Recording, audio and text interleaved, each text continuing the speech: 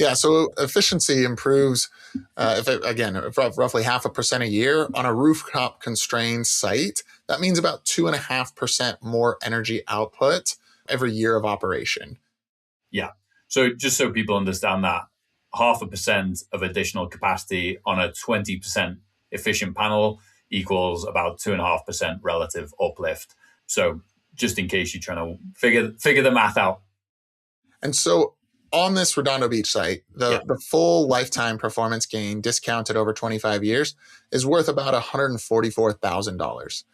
Now, remember, our year one electricity savings was over $600,000 at $615,000. So you're trading an entire lifetime of net present value of better technology against what you'll lose in a single year of utility bills, really over the course of a couple months. So the utility bill savings in year one are 4 times larger than the gain that you would get of waiting an extra year for a more efficient panel.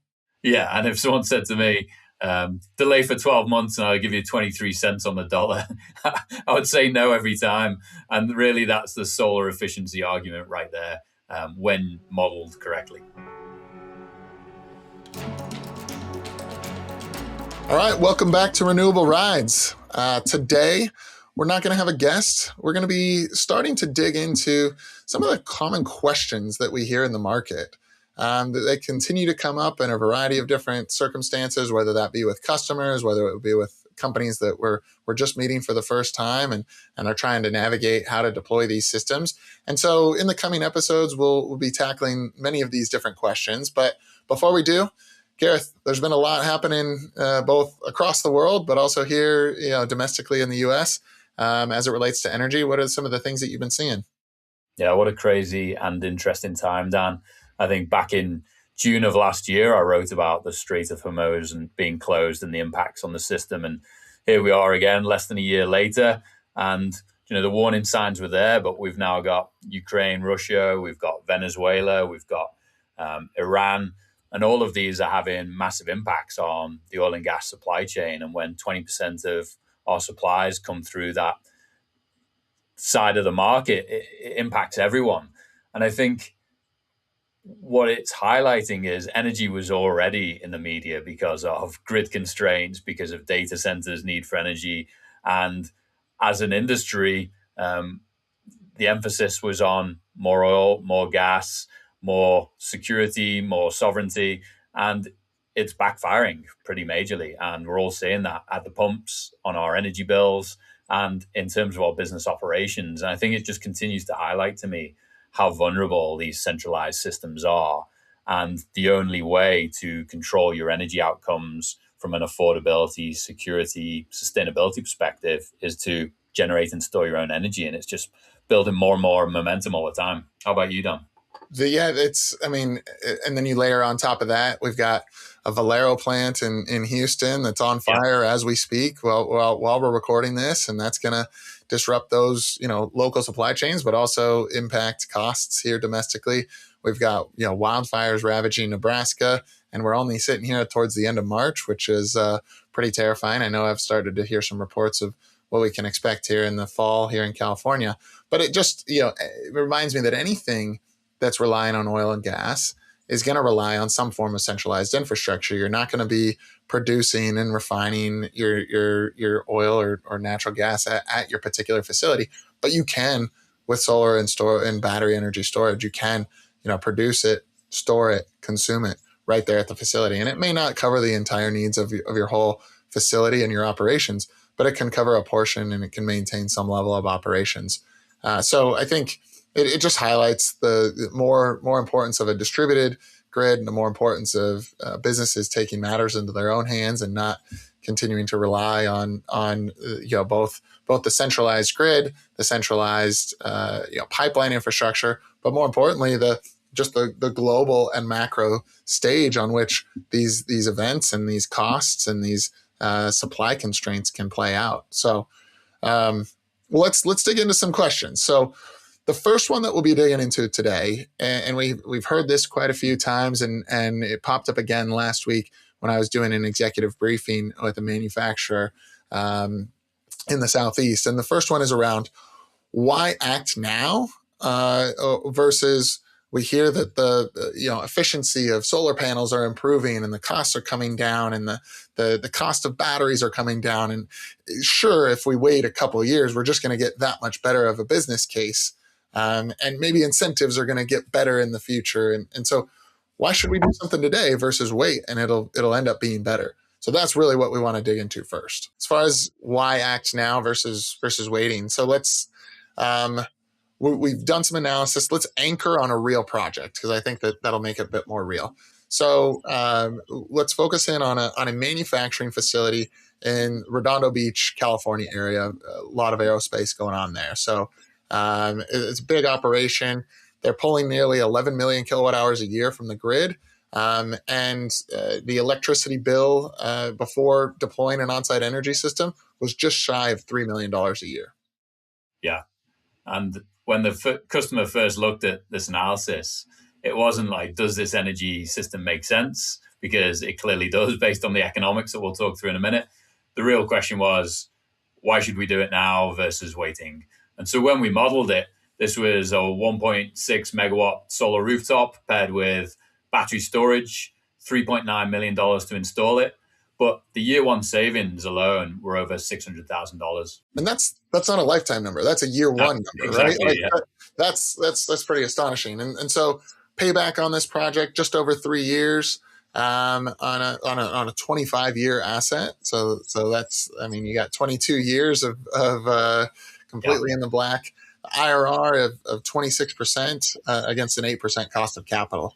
So any finance professional looking at this would say this is an absolute slam dunk project. The discount, the net present value discounted at 8%, sitting at almost $5 million at $4.78 million. So, I mean, generally going to get the green light from anybody. But there might be someone in the organization that says, but aren't panels getting better? Like, should we wait? Yeah, exactly. So the main things we wanted to look at was if we were to wait for better technologies or improved efficiencies, cheaper batteries as an example, or even defer to wait for different incentives, is it worth it? And do the numbers actually stack? So digging into it, there's a version of this argument that sounds completely rational until you look at the numbers.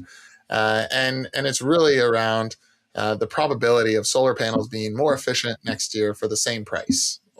And so technology does improve. I believe it's improving somewhere on the order of about, in absolute values, say 0.5% a year from some of the things that I read up on. But waiting for the next generation, doesn't necessarily make sense when you look in the numbers. Yeah. And we want to know how much more could it be efficient and compared to what? Because when we model it, we don't want to model it just on the capital cost savings on day one. These are systems that are going to perform for the next 25 to 30 plus years. So we want to really make sure that what is the lifetime value and what's the lifetime impact? Is it real? And when we do look at it from a lifetime perspective, what could be the benefits of waiting? Yeah, so efficiency improves, roughly 0.5% a year on a rooftop constrained site. That means about 2.5% more energy output every year of operation. Yeah. So just so people understand that, 0.5% of additional capacity on a 20% efficient panel equals about 2.5% relative uplift. So just in case you're trying to figure the math out. And so on this Redondo Beach site, the full lifetime performance gain discounted over 25 years is worth about $144,000. Now, remember, our year one electricity savings was over $600,000 at $615,000. So you're trading an entire lifetime of net present value of better technology against what you'll lose in a single year of utility bills, really over the course of a couple months. So the utility bill savings in year one are 4 times larger than the gain that you would get of waiting an extra year for a more efficient panel. Yeah, and if someone said to me, delay for 12 months and I'll give you 23 cents on the dollar, I would say no every time. And really, that's the solar efficiency argument right there when modeled correctly. Yeah, and when it came up in a recent conversation, I posed the question back and asked, like, uh, okay, you're talking about more efficient panels. Are you talking about what you might be hearing in the market around perovskite, which is a new material that seemingly is going to have some breakthroughs if they are able to work through some of the challenges of getting panels up into the 30+% efficiency range. But then in talking to some of my other contacts in the industry, one of the challenges with perovskite is it degrades in the sun, which seems Not to a be a great habit. challenge. Yeah, it seems to be a challenging thing when we're talking about solar panels because that's exactly where you want them is in the sun. So they've still got some challenges, and it's not been something. I mean, I remember reading about perovskite 10, 15 years ago, and it just doesn't seem to be taken off. And not to mention that when it does, and it starts to go from bench to scale up, you're not going to have the supply chains that you do with the traditional silicon solar wafers. So I Yeah. think there's some challenges there ahead. So let's look at batteries, Dan. I think many people are seeing the cost of batteries coming down significantly, and they have done. If we wait for battery prices to continue to drop, how does that play out? Yeah, so think about the flat screen TVs. We probably all have them in our house at this point. In 2012, a 65-inch TV was $4,000. Yeah. By 2018, it was $800. And so if you're waiting for that price drop, you were right to wait. But if you're waiting in 2026 for another 80% drop, you've really misread the cycle, and that big move has already happened. Yeah, and I think that's got a lot of parallels to the battery story today. Prices fell 18 to 20% year on year between 2015 and 2020. And the structural decline is already kind of baked into today's prices. So organizations that held off in 2017 and bought in 2024, they made a smart call. Batteries weren't that cost effective, they weren't that mature, but much of the performance benefits and savings are now already baked in. And we will continue to see the prices come down and efficiencies increase as we manufacture more of these and we become more efficient and more effective in planning and deploying the assets. But most of those cost savings are already accounted for today, which is great for today's buyers. But what's left is relatively marginal, 5 to 8% per year since 2021, and on the battery system for this Redondo Beach site, a 5% reduction in cost saves $32,000, which sounds okay until you realize that's less than 3 weeks of the year one utility savings. So again, it doesn't necessarily make sense to wait. Yeah, you're definitely not waiting for a deal there, are you? You're waiting for the sale that's already over, and every week you wait, you're essentially paying full grid rates on nearly 11 million kilowatt hours of demand, which can add up very quickly. Yeah, so on both technologies, sort of solar photovoltaics and batteries, they point in the right direction, and the argument is sound in kind of principle, but when you dig into the numbers, the utility savings win every time. And so I think the main takeaway there is the quicker you can deploy a system, the quicker you can be saving and not overpaying with the utilities.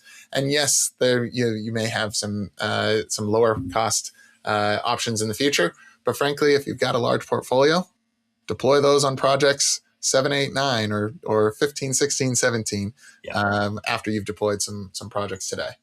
Yeah, and let's bear in mind that this analysis was done based on the most conservative, like 4% escalation rate for California, and we've seen, orders of magnitude more than that in the last few years. So this is on the most conservative side in terms of that analysis. So everything we've discussed so far, solar efficiency, battery prices, those are market forces. And this one's slightly different. It's a deadline. So the federal solar investment tax credit is being wound down, as we've discussed extensively. And if you want to learn more about that, check out episodes 104 and 106 for more information. But if we wait for new incentives or different incentives, Dan, what are your thoughts? Yeah, I mean, this is not a trend. It's not a probability. This is a date on the calendar.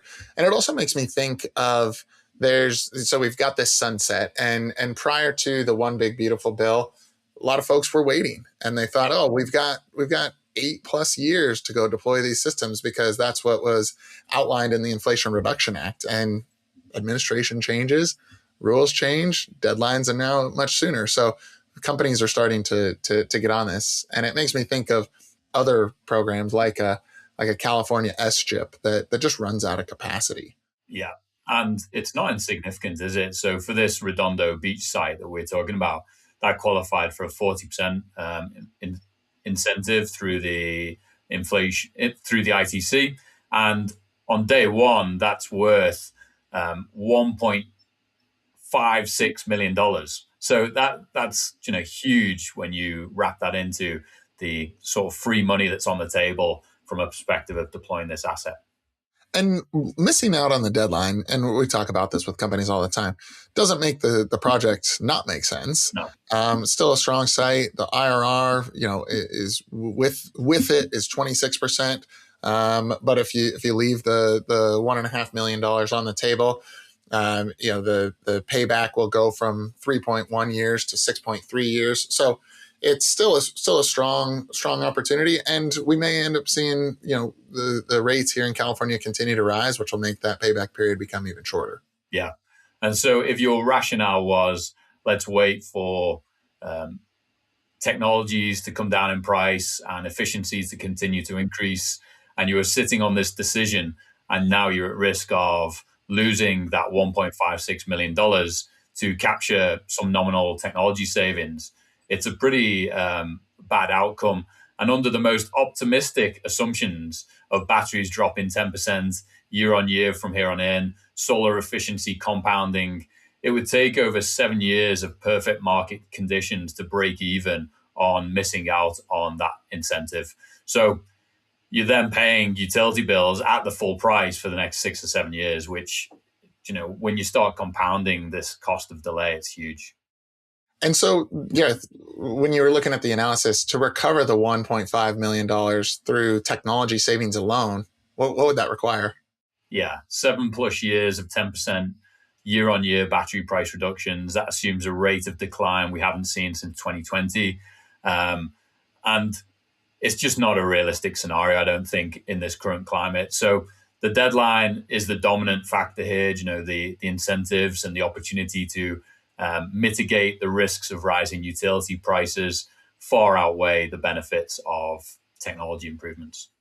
It kind of makes me think. I've been trying to think of an analogy that a lot of businesses might be able to connect with. Which one asset that solar 25 years, but batteries 10 to 15 years, 10 to 13 years. Maybe it's vehicles, and think about companies that whether they've got work trucks, they've got semi trucks. They're not necessarily waiting for slightly lower cost trucks or slightly more gas efficient trucks for years to come before they purchase one. They get on it now, and they get after their business. And I think that's something that we'd encourage all companies to do. Yeah.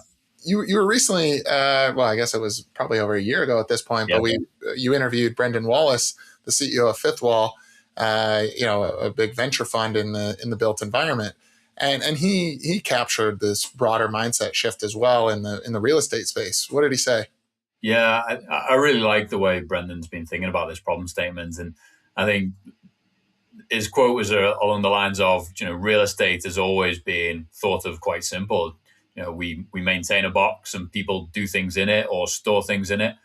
But the responsibility has now been thrust onto all of us as business operators and real estate asset owners to now consider our properties to be power plants. And this is the last thing anyone entering these industries expected, but now it's become imperative.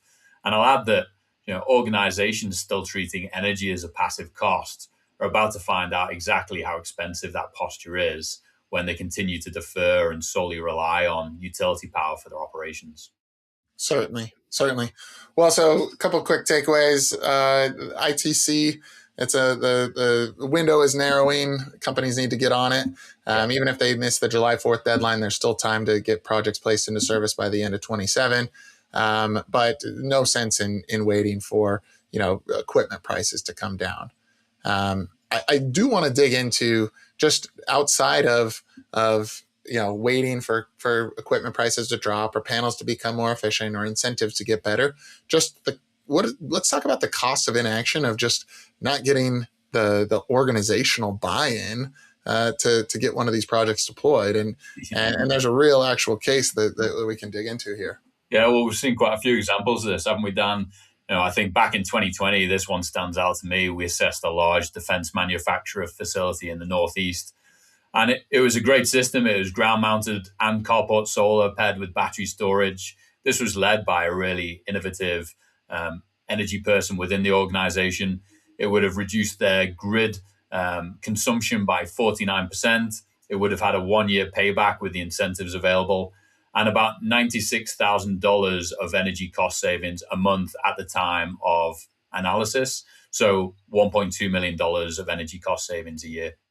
Yeah, and when you factor in all the incentives, it had just a sub 2-year payback on an industrial energy system. So it's not a marginal opportunity. Yeah, and unfortunately, they didn't take it because not for technical reasons. The organization just couldn't align internally. Teams tried to coordinate, educate, build that executive confidence, but they couldn't get it done, and the project stalled. And industrial rates in that region have since risen by 26%. And so by now, that system would have been fully paid off. And based on the now energy costs, would have been saving them $1.8 million a year. Whew. And when you compound that over hundreds of facilities, this starts to become arguably a financial oversight within a business like that. And I think, like, I can add another one that's similar. There was a very household name in the wine business that qualified for REAP grants. So these were a form of federal grants for deploying these types of projects, mostly in the agricultural space, that covered 50% of the capital costs. And decision delays meant that the program ran out of money and before they were able to commit.